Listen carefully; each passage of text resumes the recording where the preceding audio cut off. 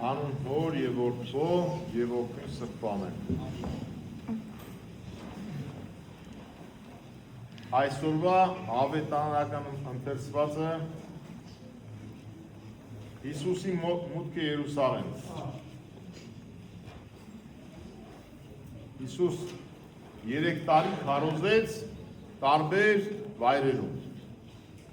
Այն ժամանակ այդ երկիրը բաժանված էր երկու մասի՝ Հրեաստան եւ Գալիլեա։ Հրեաստանը ավելի Երուսաղեմի շրջակայքն էր, ավելի անապատային, ավելի վատ, ավելի աղքատ, բայց դե Երուսաղեմը այնտեղ էր ավելի կրոնական էին իրենք։ Գալիլեան ավելի լիճ ուներ ինքը, բերի դաշտեր ուներ, Գալիլեայի գույնը կանաչ էր, Հրեաստանը սպիտակ, գիտեք անապատ։ Հիմնականում Քրիստոս քարոզությունը եւ ասեմ ձեզ, ծնվեց Հրեաստանում, Բեթխեհեմում եւ մեծացավ Գալիլեայում, Նազարեթում։ Այնտեղ սկսեց քարոզել, հիմնականում քարոզում էր Գալիլեայի շրջակայքում, հետո գալիս էր դեպի Հրեաստան, ուր ավելի կրոնականները շատ էին։ Եվ այնտեղ հալածանքները Քրիստոսի նկատմամբ ավելի շատ էին եւ գնալով հակառակություններ էր առաջանում Տիրոջ նկատմամբ, որտեղ տեսնում էին, որ Քրիստոսի հեղինակությունը շատանում է, որտեղ եւ խոսքը զորություն ուներ, եւ բժշկություններ էր գործում, եւ իմաստությամբ էր քարոզում, եւ նոր բաներ էր ասում, որոնք որ հրեական, կրոնական վերնախավին կամ կրոնական խավին այդքան էլ ձեռնտու չէր, որովհետև Քրիստոս եկավ, նոր աշխարհակարգ բերեց, իսկ նոր աշխարհակարգը արդեն հին աշխարհակարգի հետ պայքարի պիտի մտներ։ Հին աշխարհակարգը կամ հին կրոնական աշխարհակարգը այլևս սպառել էր իրեն։ Ես ուզում եմ ձեզ դա օրինակ բերել մեր հայկական տարբերակով, այսպես ուղղակի ավելի պարզ կլինի, ընկալելի կլինի, շատերը մինչև հիմա ասում են, ինչու մենք հրաժարվեցինք հեթանոսությունից եւ ընդունեցինք քրիստոնեություն, որովհետեւ հեթանոսական կրոնը գաղափարական պայքարում պարտ տվեց քրիստոնեությանը, ինքը զարգացած հզոր կրոն չէր հեթանոսությունը, ինչպես օրինակ ասենք Պարսկաստանում կրակապաշտությունը, որը կռապաշտություն է եւ մենք էլ ունենք նաև կռապաշտական շատ ուրեմն սովորույթներ, պաշտամունքներ, որոնք ժամանակից դուրս էին այլևս իրական ճշմարիտ Աստծո խոսքն էր քարոզում։ Դրա համար քրիստոնեությունը մեր մեջ տեղ գտավ եւ մեր ազգը պատրաստ էր ընդունելու քրիստոնեությունը եւ մեր ազգը քրիստոնեությանը մոտ էր իր բարոյականությամբ։ Սա մեր մոտ, հրեաների մոտ մինչև վերջ շուզեցին ընդունել։ Եվ նույնիսկ տեսնում են, որ շատերը դեպի Քրիստոս են գնում, հրեական կրոնական վերնախավը անհանգստացած էր դրանով։ Եվ ինչ էր տեղի ունենում, Քրիստոս ոտքով քարոզում էր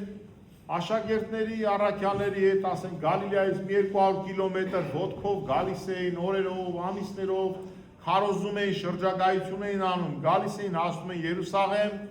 սկզբում են առաջի անգամ, որ եկավ Երուսաղեմ, ահագին լավ էր,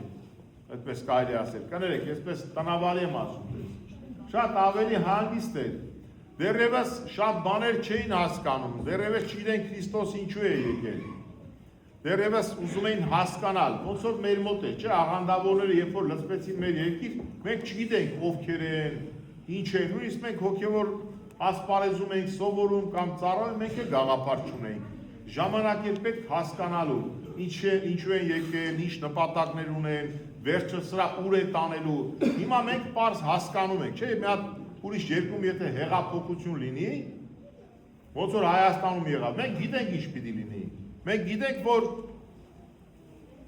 աղանդներ պիտի լծվեն, երկիրը պիտի քանդեն, չգիտեմ, եւ դրան հետևող հետևանքներով, տարբեր առումներով, եւ տնտեսական, եւ քաղաքական, եւ ֆինանսական բոլոր առումներով մենք արդեն պատրաստ ենք դրան, մենք գիտենք, բայց այն ժամանակ չգիտենք։ Հետո գայուն Քրիստոս արդեն սկսեց գալ Երուսաղեմ, քարոզությունների ընթացքում, դե Երուսաղեմում գտնվում էր իրենց տաճարը, իրենք ունեն ընդամենը մեկ տաճար, Ոնց որ մեր մայր տաճարը։ Մնացածը տաճարներ չէին, մնացածը սինագոգներ էին։ Սինագոգները նույն եկեղեցիներն են։ Բայց իրենց համար կարևոր էր տոներ կար, որ միայն Երուսաղեմում էին տոնում, օրինակ Զատիկը պիտի գան Երուսաղեմ։ Տոներ կար տարբեր քաղաքներում, բայց ուխտագնացություն էր դա, ուխտավորներ պիտի հավաքվեին։ Եվ ամեն անգամ գալուց, արդեն վերջին անգամ, նախավերջին անգամ գալուց, երբ որ ուզում են գնալ, առաքյալները ասում են, Տեր, չէ որ ուզում էին քեզ սպանել, ուր ես ուզում գնալ, էլ մի գնա Երուսաղեմ։ Բայց մենք բոլորս գիտենք, որ Քրիստոս պիտի գա։ Երրորդ տարին էր, ավարտվել էր իր քարոզությունը, ինքը իր ծրագիրը տվել էր արդեն,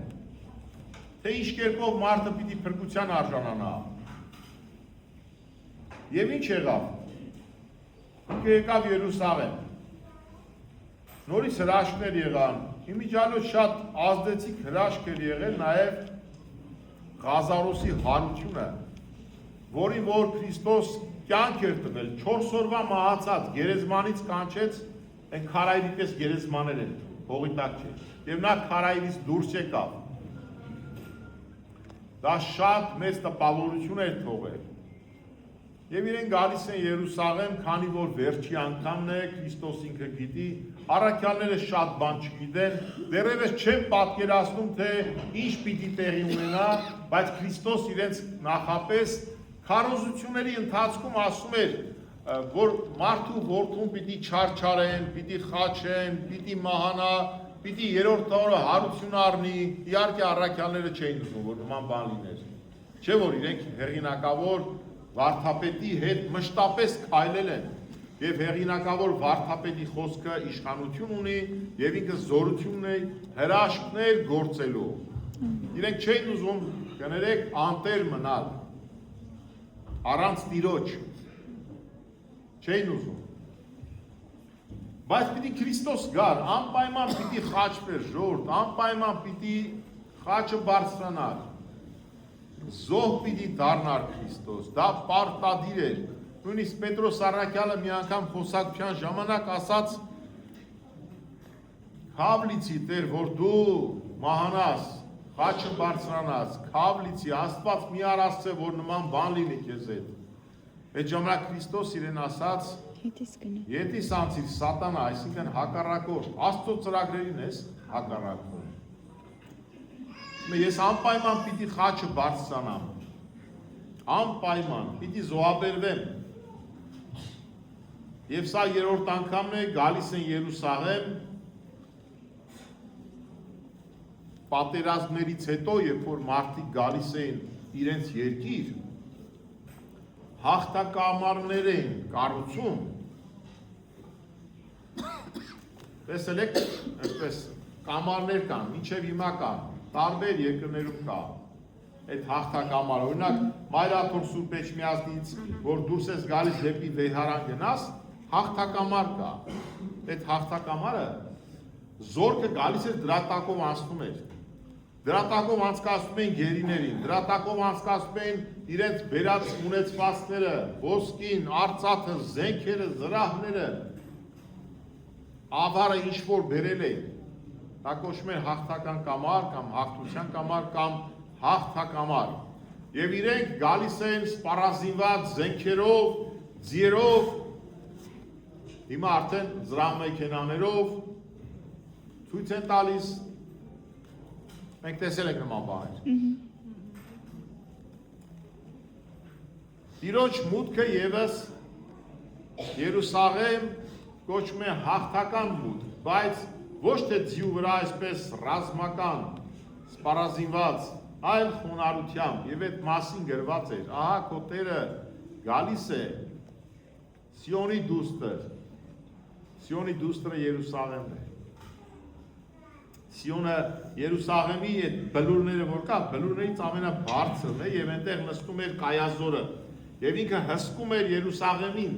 անվտանգությունը, դրա համար կոչվում է Սիոնի դուստր։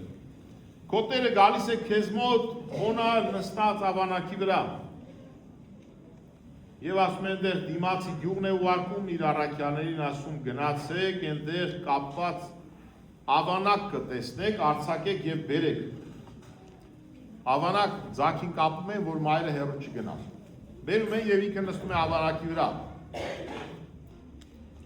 Իրենց գեստեն են փռում, ավանակի վրա ինքը նստում է եւ այդպես հաղթական Երուսաղեմ մուտքը տեղի ունենում։ Բայց արդեն ժողովուրդը հավաքվել էին Երուսաղեմում, այդ ժամանակ զատկի տոն էր ժողովուրդ։ Մոտավոր 200,000 ու ավել մարդիկ էին հավաքվում Երուսաղեմ, որ զատկական տոնը նշեին։ Եվ այդ մարդկանց համար շատ կարևոր էր, իրենք սպասում էին փրկչին, տեսնում են, որ փրկիչն է եկել, բայց իհարկե ոչ ամբողջական պատկերացմամբ, իրենց պատկերացումը գիտեք, բան, այսպես ռազմական փրկիչ պիտի լիներ, թագավոր պիտի լիներ, գար բոլոր ազգերին հաղթեր, իրենց երկիր ազատագրեր, հռոմեական տվյալ շրջանում հռոմեական իշխանության լծից ազատագրեր։ Բայց Քրիստոս եկել է, ուրիշ տեղ էլ տեսանք, չէ, հացը բազմացրեց, ուզում են, որ թագավոր դարձնեին, բայց Քրիստոս ասաց, որ այդ հացով չի ապրում մարդը մենակ, Աստծո խոսքով է ապրում։ Քրիստոս ավելի հոգևոր թագավոր էր, հոգևոր աշխարհ, եկել էր, որ մենք փրկվենք, մենք փոխվենք, որ տեղի ունենա աշխարհում ամենամեծ հրաշքը, աշխարհի ամենամեծ հրաշքը ժողովուրդ, մարդու հեղափոխությունն է, մարդու փոխվելն է, մարդու դարձի գալն է, կորածի հետ դառնալն է, հարբեցողի առողջ ապրելակերպն է, ովքեր որ վատ բաներ են օգտագործում, գիտեք, դեղեր, որ փոխվում ուրիշ մարդ են դառնում, դրա հետ գալն է, ուղղվելն է ժողովուրդ։ Չեմ շատ լավ։ Քրիստոս նստում է ավանակի վրա, ժողովուրդը հավաքվել են, քայլում են, երգում են, սաղմոսներ են ասում, փառք են տալիս Տիրոջը եւ այդպես մտնում են քաղաք։ Գիտեք քաղաքում ինչ է լինում, ասում է ամբողջ քաղաքը դղրդաց։ Ամբողջ քաղաքը։ Սա վտանգավոր էր իհարկե այն տեսանկյունից, որ ժողովուրդը կարող էր գնալ ու հեղափոխություն անել, գնալ դեմ դուրս գալ հռոմեական կառավարությանը, այնտեղ իշխանությանը, փորձեին հեղափոխություն անել, դրա համար պատժվեին։ Այդ կողմից նաև վախեր ունեին հրեաները, որ հանկարծ հեղափոխություն չանեն, դեմ դուրս չգան կայսրությանը։ Հետո դեմ դուրս եկան եւ Երուսաղեմը կործանվեց հիմնահատակ, այդ ժողովրդին սրի քաշեցին։ Մոտավոր 60,000 այդ ժամանակ մարդ մենակ սրի են քաշել Երուսաղեմի մեջ։ Արդեն 70 թվին, երբ որ հեղափոխություն արեցին, փորձեցին ազատագրվել։ Ժամանակը չէր, այսինքն։ Բայց ես ուզում եմ ընթերցեք, մի քանի բառ ընթերցենք այստեղից։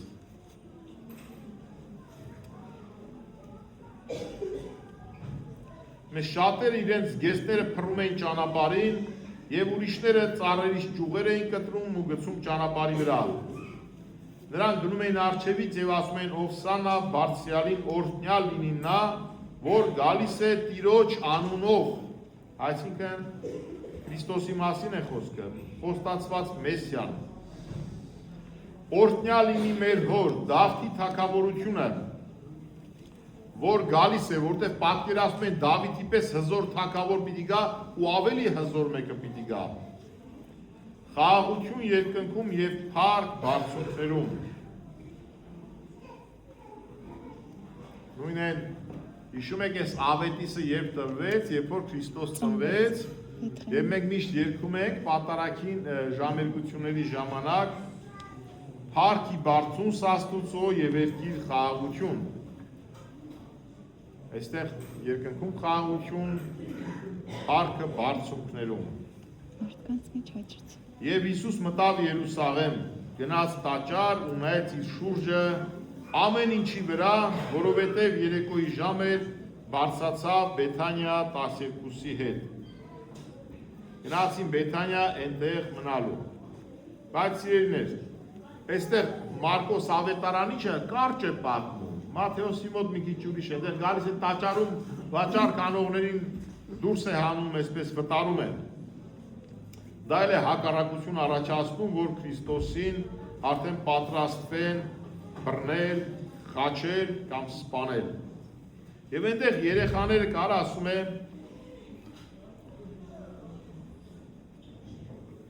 Այդ հատվածն եմ ուզում գտնել հիմա, երբ քահանապետներն ու օրենսգետները տեսան այն սքանչելիքները, որ նա արեց, եւ մանուկներին, երեխաներին, որ տաճարի մեջ աղաղակում էին ու ասում, օրհնություն Դավթի որդուն, մանուկ երեխաները նույնիսկ գնացել օրհնել են Տիրոջը։ Բարկացան եւ ասացին, լսում եք թե դրանք ինչ են ասում։ Հիսուս ինչ է ասում, ասում է, չեք կարդացել, որ գրված է մանուկների կաթնակեր երեխաների բերանից օրհնություն պիտի ստանան։ Ասում է, այո, դուք չեք կարդացել, թե երեխաների եւ ծծկերների բերանով օրհնություն կատարեցիք։ Եվ դրանից հետո դուրս է գալիս քաղաքից։ Հիմա այս ամբողջ ընթացքի մեջ նայեք, սիրելիներ։ Ամեն տարի գարնանը, երբ ամեն ինչ վերանորոգվում է, մենք էլ ենք գարնան հետ վերանորոգվում։ Եվ եկեղեցու հայրերը ճիշտ ժամանակահատված են ընտրել,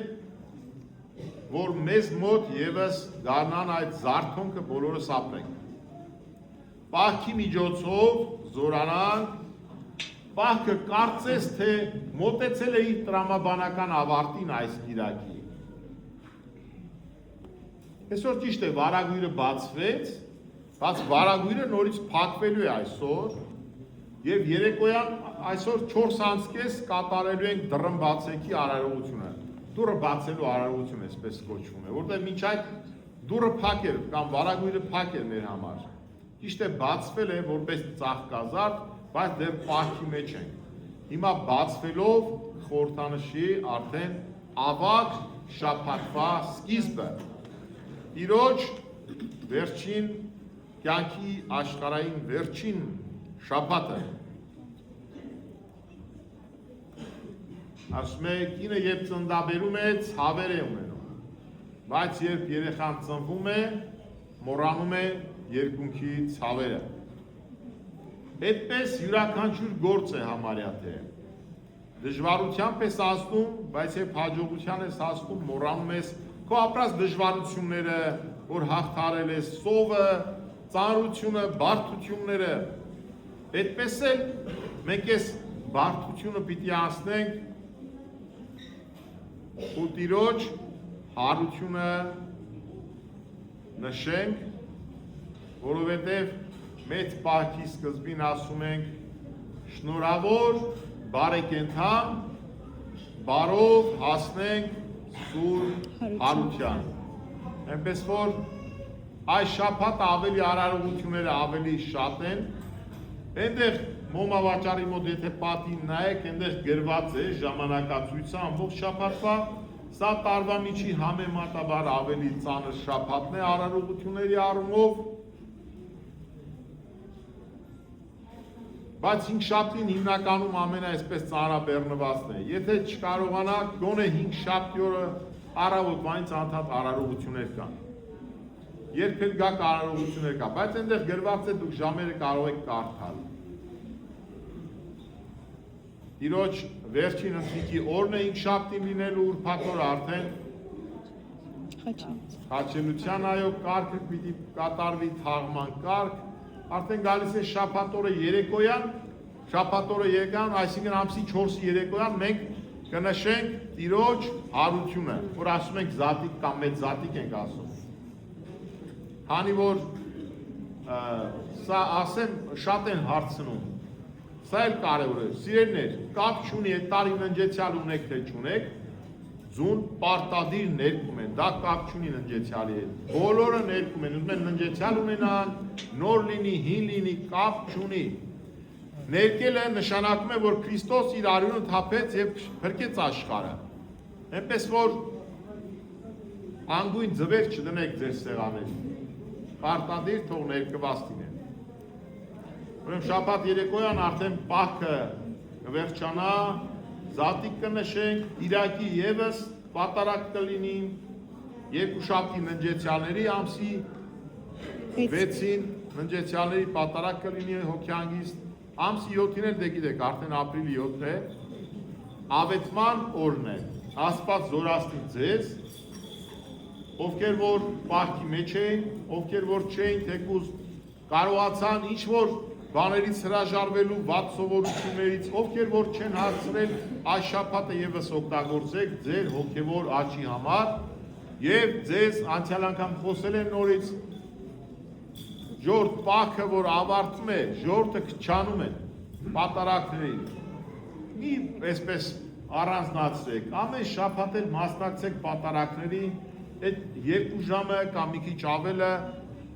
Կիրակի է, Տերունի օրը Աստծուն նվիրեք եւ ձեր հոգեվոր պահանջմունքը ներքին բավարարեք։ Շփում ունեցեք առավել եւս Աստծո տան մեջ եւս